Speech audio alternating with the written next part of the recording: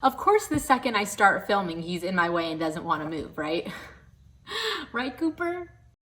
So I've decided to do a reading vlog of Love in Other Words by Christina Lauren. So this is one of Christina Lauren's only books that I have not read yet before. I mean, to be fair, I haven't read any of their series, but for their standalones, it's just this, Roomies, and Autobiography that I have not read yet, and I basically am on a mission to read all of their books. So this is the next one basically up on my list, and I've been pushing it off for a while because even though I know I'm gonna love it because I haven't read a book by Christina Lauren yet that I haven't enjoyed, I kind of am worried that it's going to take me on like an emotional roller coaster I am not ready for, and therefore I keep pushing it off. But I've decided, you know what? Why don't I just jump into it? I've got a couple of days off now, even though I'll probably finish it in like a day or two. And you know what? I'm kind of down for the emotion. So I've decided we're going to read it together. I have a feeling I'm going to just like read it and update you as I go. So it's kind of going to be a spoilery vlog. I kind of wanted to like annotate it like live sort of thing. I don't annotate my books,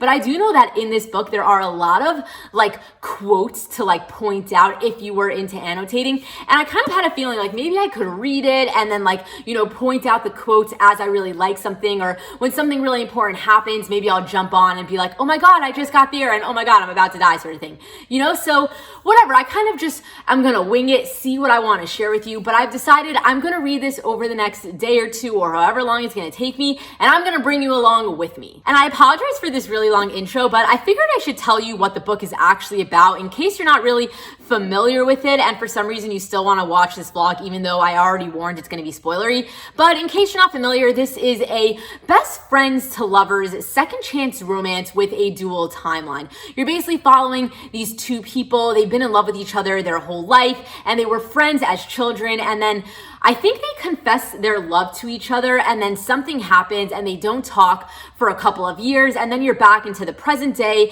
and they're coming back into each other's lives, and obviously they're gonna get their second chance to be together. So besides that, I don't know much more than this, but I do know that it is very like hard hitting and a little bit emotional. Not a little bit, I know it's a lot emotional. I've seen people read this book and oh my god, the way that they die is why I'm nervous to read it. But I think it's gonna be good, and I know that there's gonna be a happily ever after, so we're gonna have a good time.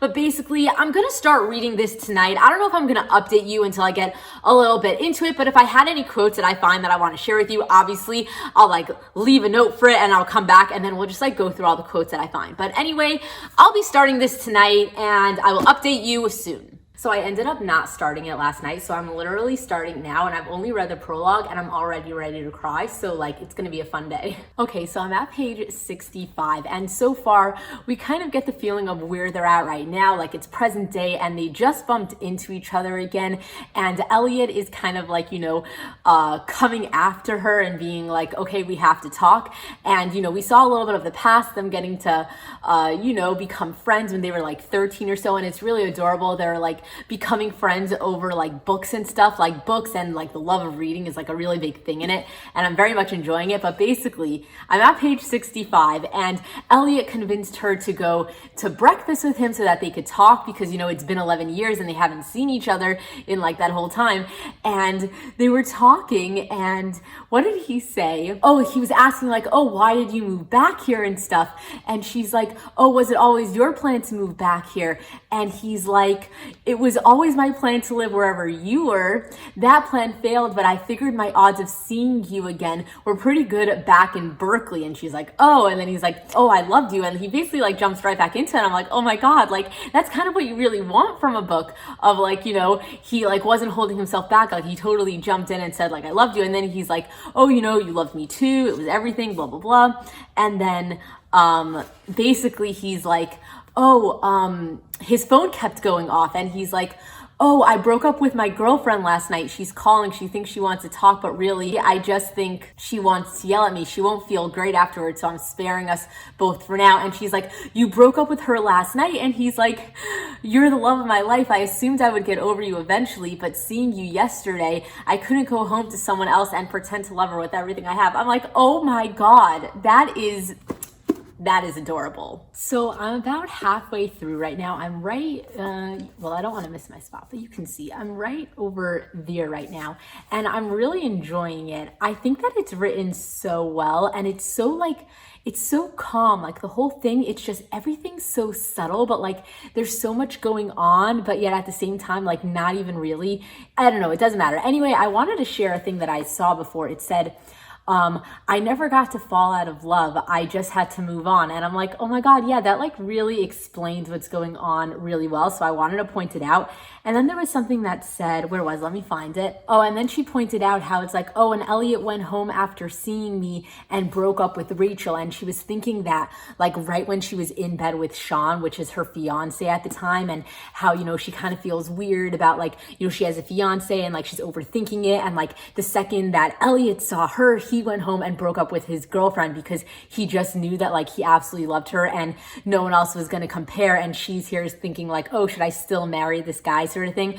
So I really like the whole like debate that's going on in her head, and I'm just really excited to see where it goes. And I think this book is awesome, and I'm very excited that I'm reading it. And that's it. It's funny, if only I waited one more chapter to update you guys, because I'm still like halfway in the middle of it. I just read one more chapter, and I went to like a before thing when they basically had their first kiss as teenagers.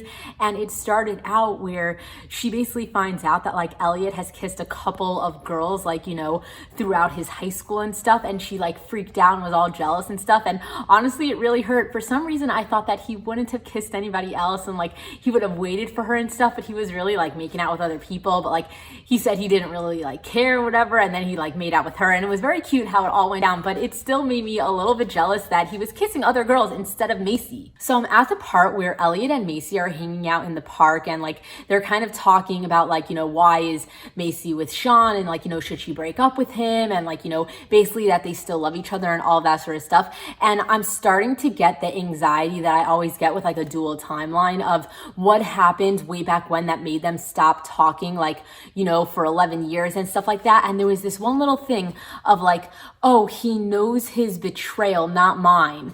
And I'm like, what is the betrayal? And I keep thinking like, did he cheat on her way back when? And that's why, like, you know, she got really mad and then they didn't talk for 11 years. But at the same time, I think that that's like way too intense and also a little bit classic, that that's not what happened. Like, it's gonna be something else. But I'm having a lot of anxiety right now thinking that the reason that, you know, it all blew up in their face, like, you know, way back when, is that he maybe cheated on her. And I'm not liking that. And you know what? That is the reason I don't like reading dual timelines. But I think it's also coming from the fact that like when they were younger and they were just starting to get together, Elliot was like kissing a bunch of girls because Macy wasn't around and didn't really want to like officially commit to being boyfriend and girlfriend. So he was just like making out with like whoever was randomly in front of him.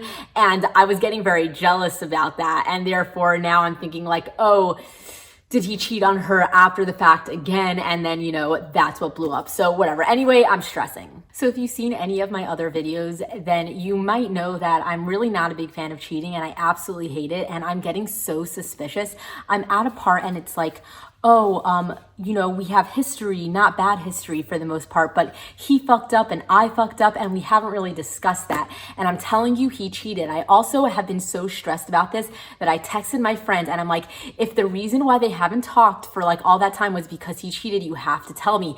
And she's like, do you really want to know? And I'm like, if it's that he cheated, I do. And she's like, well, then you already know. And I'm like, fuck this shit. This is going to ruin the entire book for me. And I'm getting really upset. I'm seriously getting so annoyed because like he keeps being so cute, and like there's things about him where it's like, oh my God, he could be perfect, but then I just know he's gonna cheat. And it's not even that, oh, my friend went and like spoiled it for me because I forced her to. Like, I knew it was coming. Like, there's little snippets leading up to it, and that's why I'm not gonna be surprised when all of a sudden it blows up in my face. But I absolutely hate it, and it's really ruining the rest of this book for me. I mean, I'm like 3/4 of the way through and I'm literally like wanting to throw up. It even said here, like, Elliot has been occasionally oblivious about how other girls in his life affected me, but he's not cruel. And like, that's exactly what he's being. Like, he's not cruel about it. But at the end of the day, like, you know what? It's like, if you are absolutely in love with this one girl, like only have eyes for her and like nothing else, and just make it sweet that way. Like, why do you have to get with other people and all that sort of stuff?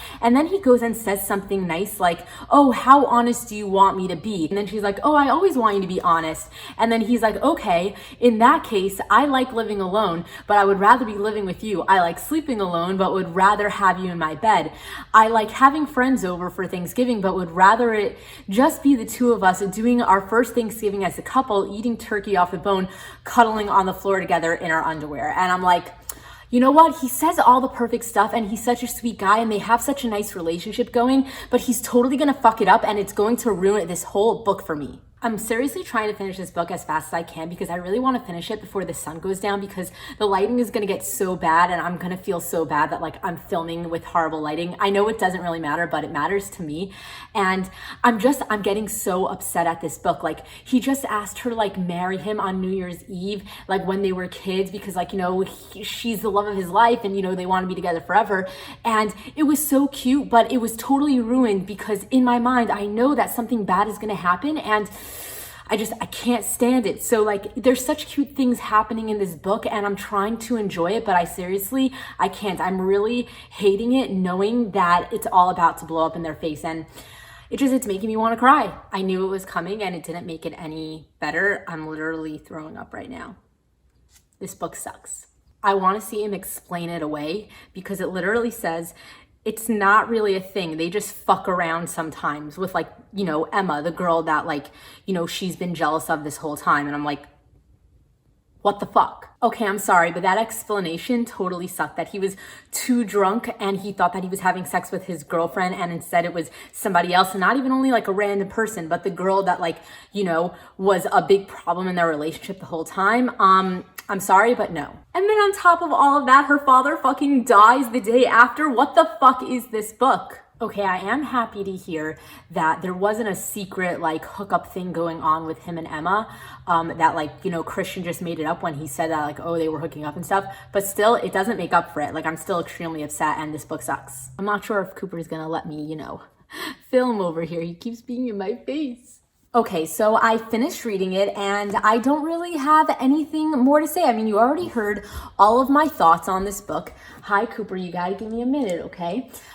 You already heard everything I thought about it, and I don't really have anything more to add to it. I do think that it was a really good book, and it was definitely heartbreaking, and I get why people like get really emotional over it and absolutely love it and all of that sort of stuff, but I am not a fan of cheating, and the fact that it was all revolved around this one night where he cheated on her ruined the book for me. Like, there's so many things you could have done to make somebody not talk for 11 years, and it didn't have to lead up to that. And because it did, I therefore didn't like the book, but that's something super personal to me. So I totally get why people love it. Like, it was a great book in like every aspect, you know, everything, just everything about it was great.